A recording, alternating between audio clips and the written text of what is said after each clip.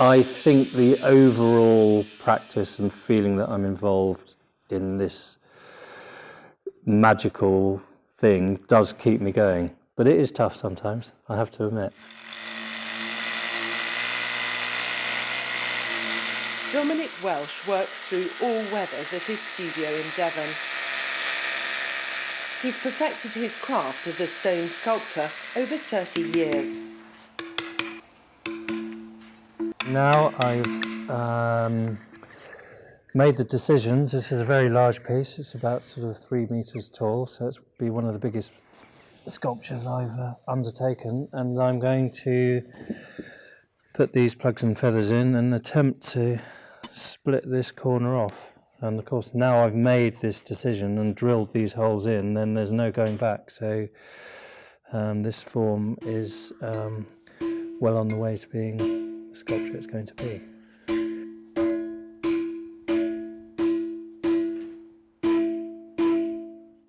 An almost mystical sound emanates from the stone during this process, which has been used over millennia.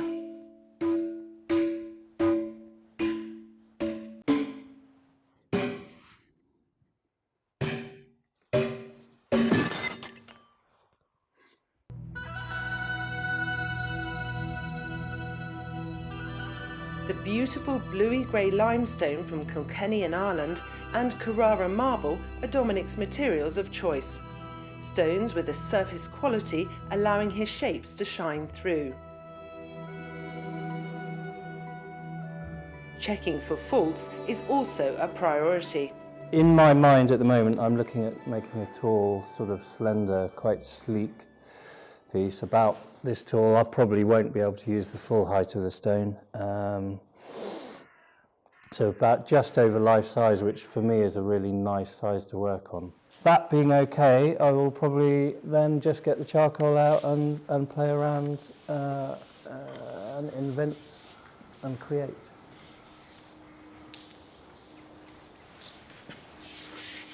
Extraordinarily, Dominic doesn't plan his designs, they flow from him as he works. Inspired by the natural world, the shape of the stone and his own life experiences, all these factors play a part. I used to work with a sculptor in a very sort of controlled workshop environment where he made maquettes, and then I would scale the maquettes up and make a replica of what he had created. Whereas I've almost done completely the opposite. Even though I'm in control of the whole process, I'm also just letting the process run and seeing where it takes me. And I feel much more contented in my practice doing it that way.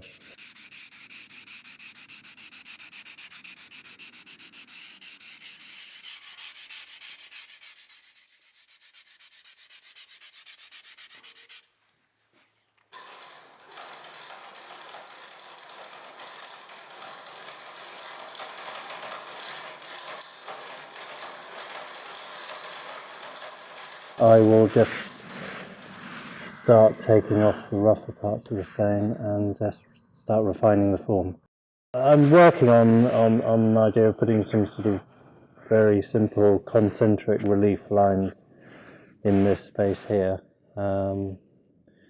but we'll see how it goes. The kit he uses helps protect him from the noise and dust involved in his work. It's a physically demanding job and also isolated. Today, though, David Messam is visiting. He wants to plan progress for a big show at his London gallery in Cork Street. David, Dom! good to see you. Great. Made it at last. Great. Oh, I say. Coffee with a smile. This is marvellous. You've got a wonderful day for it, too. Yeah, come in and Yeah, have a look. goodness me. You've certainly been Getting up to. hard at it. Sort of breathe life into these lumps of very solid stone. Well, they do take quite a lot out of me. Well, I think you probably find it's gone in there somewhere. The finished product is always so Like perfect. this piece around here is a little stage. Yeah, beyond, yes, I see, yeah. taking Yeah. the corners off. I always marvel at this stage, and where 5 or 6 months away from an exhibition, and I'm here really just to see and chat with Dom and share some of the pain, if you like, actually, of what goes into making something for an exhibition against a deadline and so on. The sort of precision of the work, one might imagine, is done with a hard line, but not a bit of it. It's all done by eye, by feel. He knows how far he can take the stone, what can come out of it, and this sort of thing. So this is a time when all those decisions are welling in his mind as to which way to go, and the offcuts even for some of the pieces that are here might turn into a, if they just, speak to him as they might, into something at an exciting shape. When you finish with these things, what you embody the stone with is just gives off, it effervesces with feeling.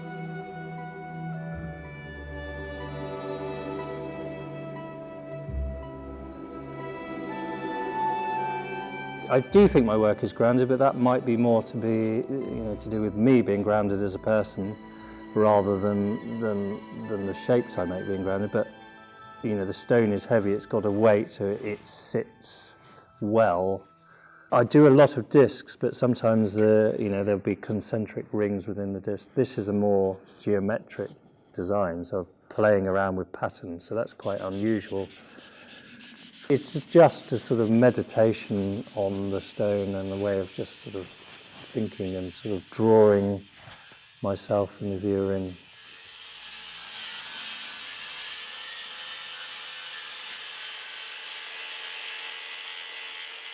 For Dominic, the priority is getting the most out of his material right until the deadline for the exhibition.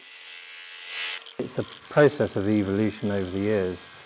So, I tend to just come in, draw, doodle roughly on the stone, and just start. And I've over the years I did a whole series of angelfish sculptures, and the first piece was a shard of stone leaning up in the corner, and it suggested that shape. So I made, that into a small sculpture, and then over the years I've sort of developed that shape and moved on, and it's the same with the teardrop shapes. It seems to be a recurrent theme. It's just the way it sort of lends itself to the weight of the stone, but also having the uplift.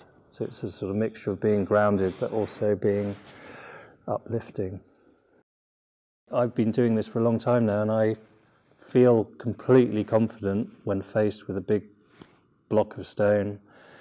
I have students come in here and work with me, and they can be completely overwhelmed sometimes of just being able to pick up a tool and make the tiniest mark in the stone.